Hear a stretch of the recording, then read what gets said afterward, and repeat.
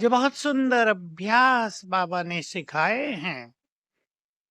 पिछले बहुत सालों में जब अव्यक्त बाबा साकार में आते थे, 30 साल से बाबा हम सभी को 5 स्वरूपों की ड्रिल कराया करते थे। सभा में भी हमने क्लासेज में बहुत कराई, आप सब अपने घरों में करते होंगे।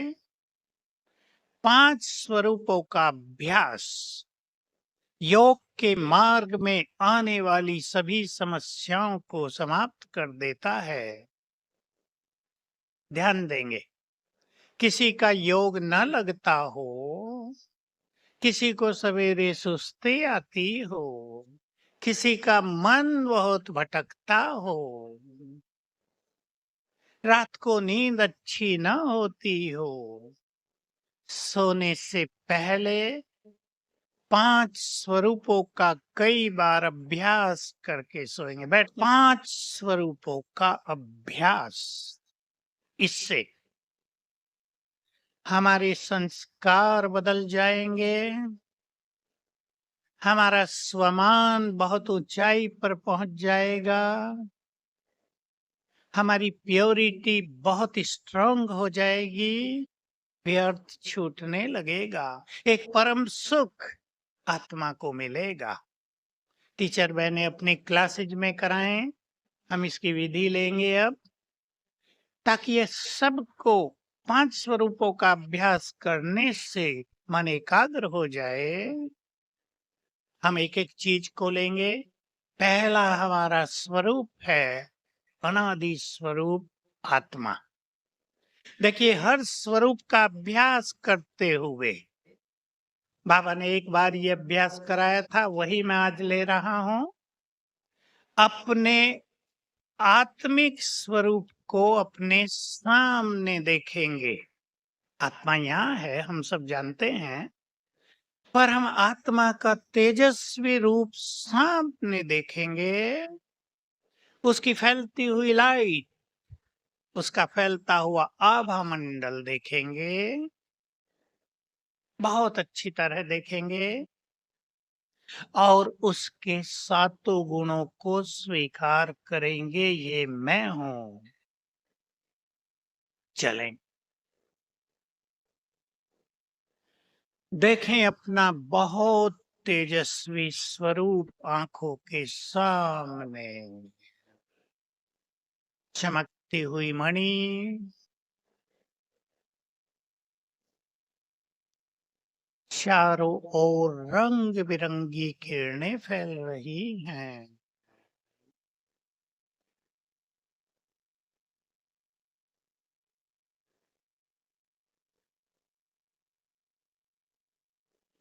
चारों ओर बहुत तेजस्वी आभा मंडल है, प्रकाश का घेरा।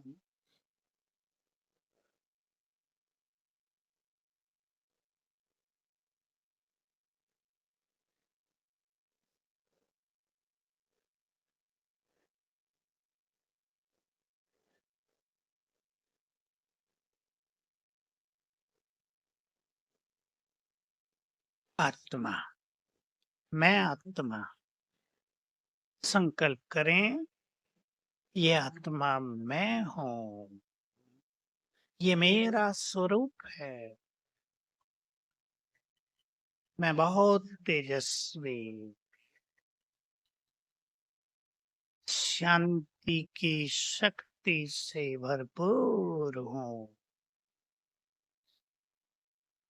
3 बार संकल्प करें, मैं शांत हूं।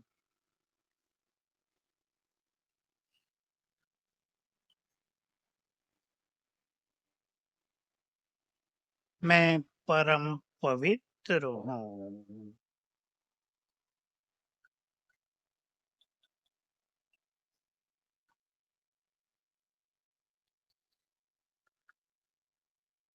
मैं बहुत शक्तिशाली हूं।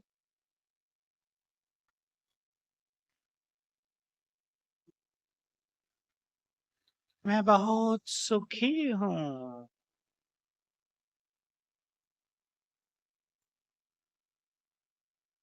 मैं बहुत भाग्यवान हूँ।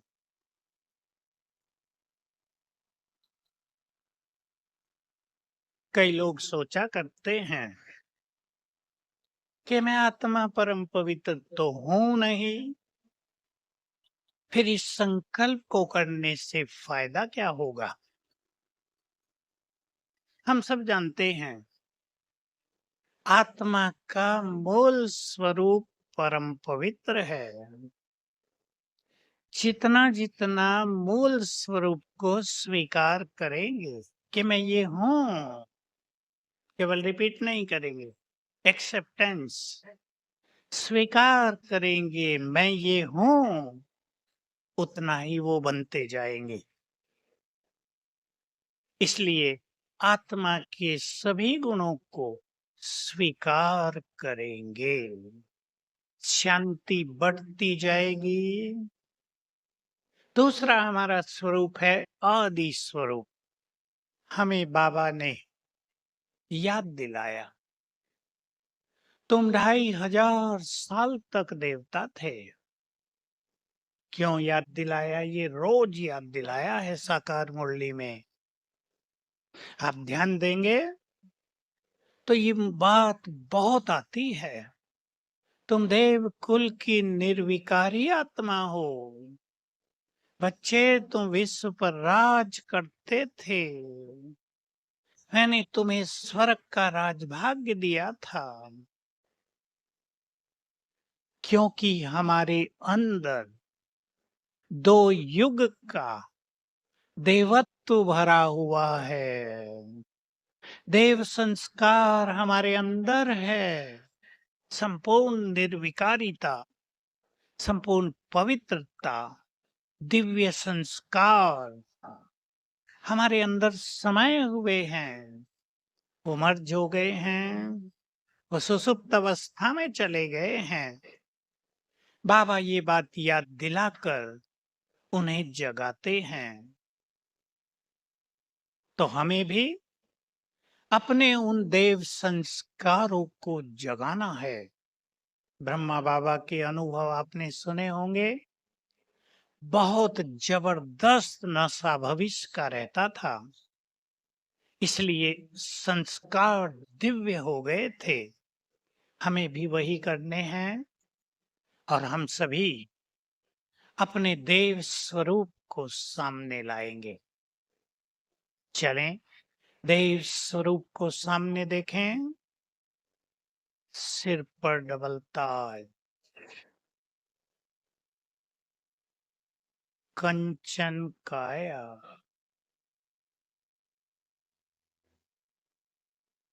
बहुत क्लियर विजन हो और संकल्प कर दें, ये मैं हूं।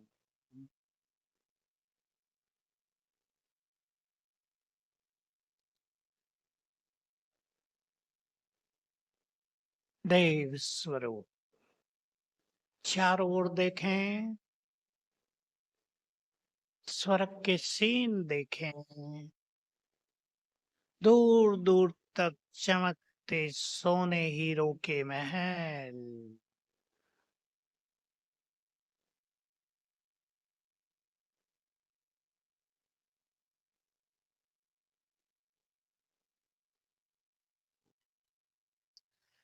प्रकृति का अनुपम सौंदर्य।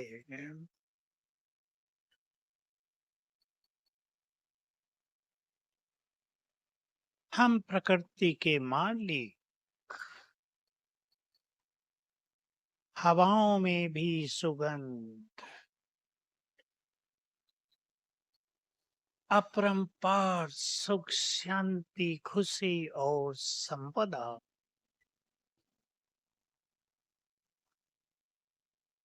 चारों ओर पवित्रता ही पवित्रता।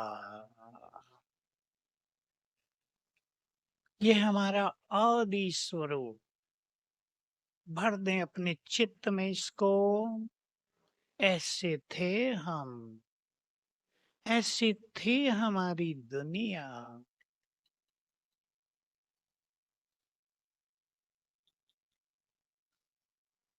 ओम शांति।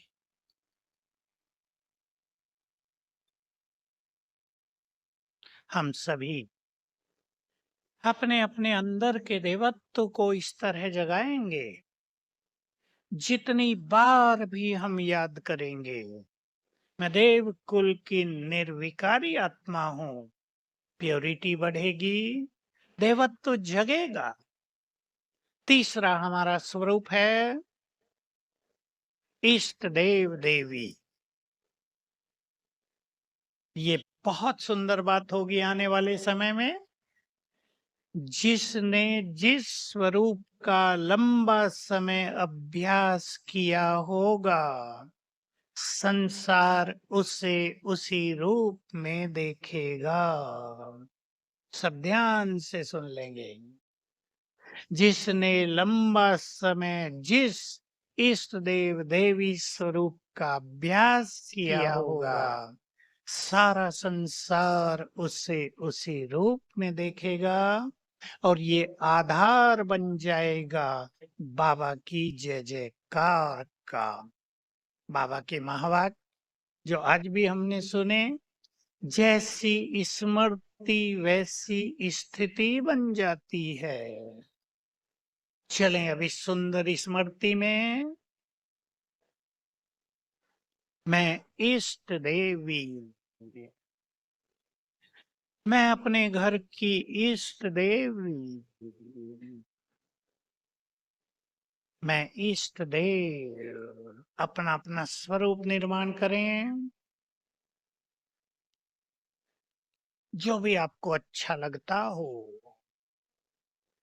मैं अष्टभुजाधारी देवी, मेरा घर मेरा मंदिर है।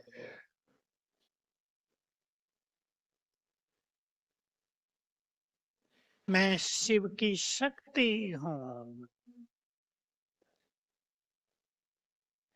मैं विघ्न विनाशक हूँ। स्वयं भगवान ने मुझे महावीर कहा है।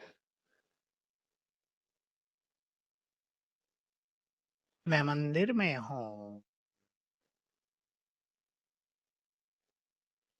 सामने खड़े हजारों भक्त मेरे इस पूज्य स्वरूप का दर्शन कर रहे हैं।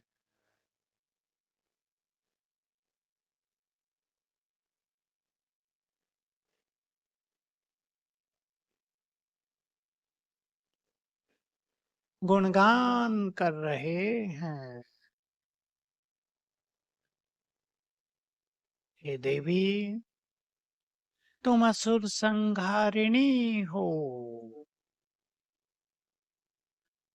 विद्यादायिनी हो। ज्ञान इस अभ्यास से हमारी अनेक सोई हुई शक्तियां जागृत हो जाएंगी। दातापन के संस्कार उभर जाएंगे। कल्याणकारी वृत्ति बन जाएगी। महानताएं आ जाएंगी जीवन में। बढ़ाना है सबको ये अभ्यास बहुत ज्यादा। समय की मांग है। हम अपने असली स्वरूप को धारण कर लें। ऐसा ना हो समय हमें विवश कराए कुछ करने के लिए। हम समय के भी मालिक हैं, समय को गति देने वाले। ये सबसे गहरी बात है बाबा के ईश्वरीय ज्ञान की। हम समय की धारा को बदलने वाले हैं। हम समय के क्रिएटर हैं। समय हमें बदले ये नहीं, हम समय को बदलेंगे। तो अपनी इन महानताओं को पहचान कर अपने पुरुषार्थ की गति को तेज करेंगे। तो ये जो हमने 3 स्वरूप का अभ्यास किया, इससे हमारी प्योरिटी बहुत बढ़ जाएगी, जिसकी संसार को बहुत आवश्यकता है। आपने सुन भी लिया होगा, ये बात सुन ली होगी। वैज्ञानिक भी बोलने लगे हैं कि प्रकृति अपने मूल स्वरूप की ओर बढ़ चली है। जो उसका असली स्वरूप था वो हम सब जानते हैं। अब वो उस तरफ बढ़ चली है। आज भी अभी मैं यहाँ आने से पहले सुना कि दिल्ली एनसीआर में भूकंप आया है। भूकंप तेज होते गए हैं 2023 में। प्रकृति में विभिन्न तरह के परिवर्तन हो रहे हैं और परिवर्तन की एक प्रक्रिया विस्फोट के रूप में भी होगी। इसलिए प्रकृति को हमारी पवित्रता के वाइब्रेशंस चाहिए। सभी बाबा के बच्चे एक संकल्प कर लें, अपने लिए भी और प्रकृति को सतो प्रधान बनाने के लिए भी। हमने अपनी प्योरिटी को बहुत नेचुरल, बहुत सुखदाई, बिना युद्ध के इसको एक मूल संस्कार के रूप में जगाना है। और इसके लिए ये 5 स्वरूपों का अभ्यास हमें बहुत मदद करेगा। प्रकृति को हमारा योगदान होगा ये, और इसके रिटर्न में विनाश काल में प्रकृति हमारी सुरक्षा करेगी। मेरे पास कुछ ऐसे भाई बहनें आते हैं जिन्हें देखकर, जिनकी बात सुनकर दिल आनंदित होता है कि पवित्रता के लिए उन्होंने अपना सर्वस्व कुर्बान कर दिया, बहुत बड़ा त्याग कर दिया, बलिदान कर लिए। ऐसी आत्माओं पर भगवान भी राजी रहता है और ये प्रकृति ऐसी आत्माओं की आभारी रहती है युग युग तक। हम सब जिनको बाबा ने महावीर महावीरनिया कहा है, अपने पवित्रता के बल को बढ़ाते चलें। संसार जिन राहों पर चल रहा है, हम उन राहों पर नहीं चलेंगे। खेल बदल रहा है। पवित्रता ही परम सुखों का आधार है। योग में सफलता का बेस है। इसको बहुत मजबूत करना है। कलयुग की हवा हमें न लगे। कलयुग के गंदे वाइब्रेशन से हम बचकर रहें। चलें अब फिर से एक अभ्यास करते हैं। ब्राह्मण तो हम हैं ही, फरिश्ते स्वरूप का संकल्प करें। इस देह में मैं फरिश्ता हूँ। मैं ही फरिश्ता हूँ।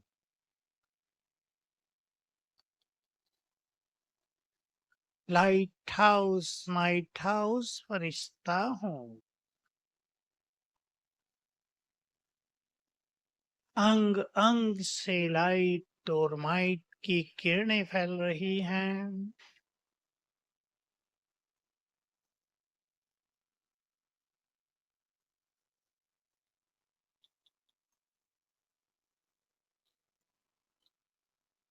और इन किरणों से मेरे चारों ओर एक बहुत तेजस्वी आभा मंडल बन गया है। पवित्रता का बहुत तेजस्वी घेरा मेरे चारों ओर है।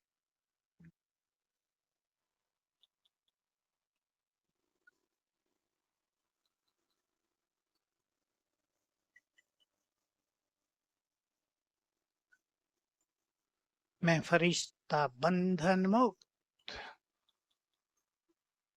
परमात्म संदेशवाहक, विश्व कल्याण करने वाला हूँ।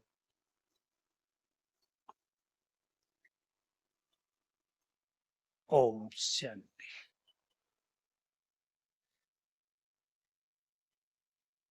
इस जीवन में स्वयं को ईश्वरीय सुखों से भरपूर करना है। परमात्मा की एकटिक स्मृति ही योग है। योग का अर्थ है संबंध अथवा कनेक्शन जोड़ना।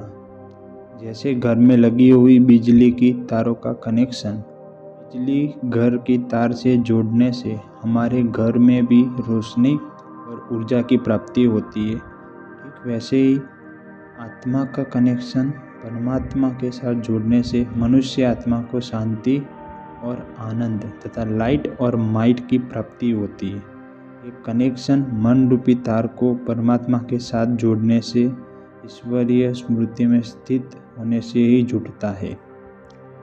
जब हम मन को परमपिता परमात्मा के पास ले जाते हैं तो हमें भी स्वयं परमात्मा की शांति, शक्ति, आनंद, प्रेम आदि सूक्ष्म आध्यात्मिक लहरें उत्पन्न हो जाती है।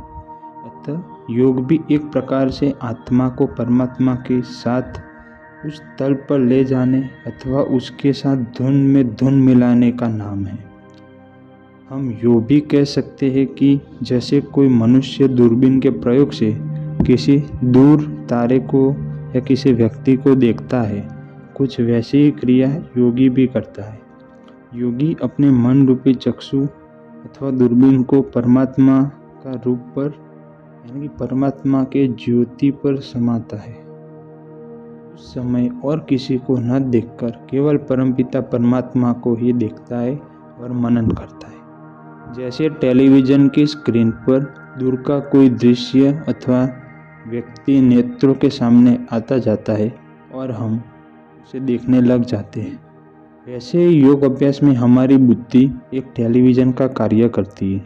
हमारे सामने परमधाम अथवा ब्रह्मलोक के वासी शिव बाबा का अति सूक्ष्म ज्योति चित्र उपस्थित हो जाता है। तब हम मन रूप चक्षु द्वारा देखने में मगन अथवा मस्त हो जाते हैं। मन को इस प्रकार बुद्धि द्वारा सामने लगाए शिव बाबा के सूक्ष्म स्वरूप में मगन करना ही योग है। जैसे पुलिस वाले गश्त करते समय अपने साथ एक वॉकी टॉकी या वायरलेस के द्वारा कंट्रोल रूम के साथ संपर्क बनाते हैं, इसी प्रकार योगी भी परमात्मा को परमपिता, माता, सखा, शिक्षक या सद्गुरु का मानकर मन रूपी वायरलेस द्वारा संपर्क स्थापित करता है एवं उससे वार्तालाप यानी कि रूह रिहान करता है। इससे उसे परमात्मा के सम्मित आदेश का प्राप्ति होता रहता है, यानी कि शिव बाबा क्या टचिंग करवाता है एक योगी को उसका मालूम रहता है। हम ये भी कह सकते हैं कि जैसे एक छोटा बालक अपने लौकिक पिता के हाथ में हाथ देकर उसके साथ साथ जाता है, वैसे ही योग भी परमात्मा के साथ साथ आत्मा का सहचर्य है।